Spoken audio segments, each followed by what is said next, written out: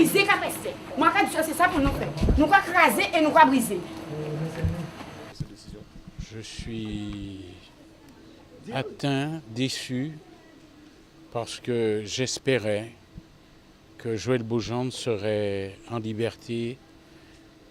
Nous avons tout mis en œuvre. Nous avons donné tous les éléments qui permettaient d'éclairer sa situation.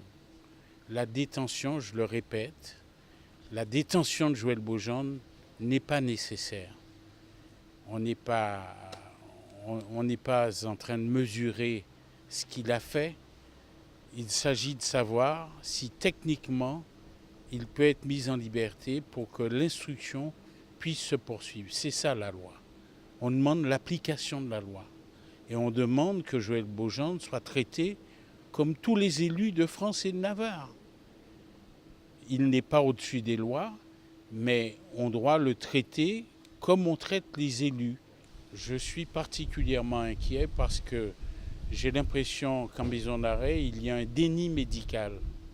Joël Bogendre a fait 2 AVC, il a subi une intervention chirurgicale en raison d'une thrombose et chaque jour son état se dégrade.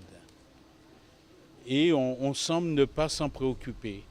Moi, je tire la sonnette d'alarme, je dis attention à l'état de Joël Bogendre. Écoutez, je pense que nous sommes face à une situation qui relève de l'autisme judiciaire. C'est-à-dire que lorsqu'on ne veut pas entendre un certain nombre d'arguments, on ne les écoute même pas. Moi, je vous donne rendez-vous.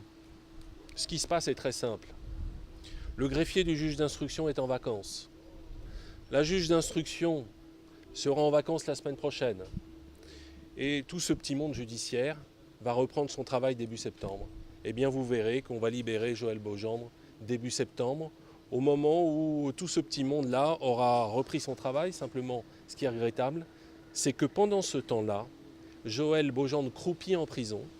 Pendant ce temps-là, on a totalement oublié que le ministère de la Justice a mandaté une commission qui a pointé du doigt les graves dysfonctionnements qui existent au sein de la prison de Baie-Mahault en termes de santé, en termes de sécurité.